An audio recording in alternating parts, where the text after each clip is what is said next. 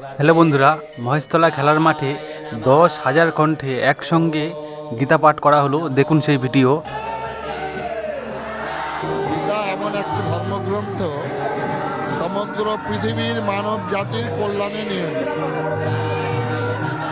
সুতরাং শ্রীমদ্ ভগবদ গীতা সমস্ত ঘরে ঘরে থেকে আরম্ভ করে সর্বত্র প্রচার হয়। বাংলার প্রত্যেকটা ঘরে ঘরে মানুষ এটাকে বুঝে নিয়েছেন যে আমাদের আগে সনাতন ধর্ম, তারপরে সবকিছু। ঘরে ঘরে গীতা পাঠ হবে, এটাই আমাদের সংকল্প। আগামী দিনে গীতা পাঠ প্রত্যেকটা বাচ্চা আমাদের পশ্চিমবঙ্গের ছেলেরা মেয়েরা তারা এটাকে করবে, আমরা সেটাকে দেখব। তো বন্ধুরা, ভিডিওটা তোমাদের কেমন লাগলো এবং সবাই বলো জয় সনাতন, এবং আমার চ্যানেলটা লাইক ও সাবস্ক্রাইব করে দিও। এবং তোমরা শ্রীকৃষ্ণ এবং ভগবদ্গীতাকে কতটা ভালোবাসো কমেন্ট করে জানিও।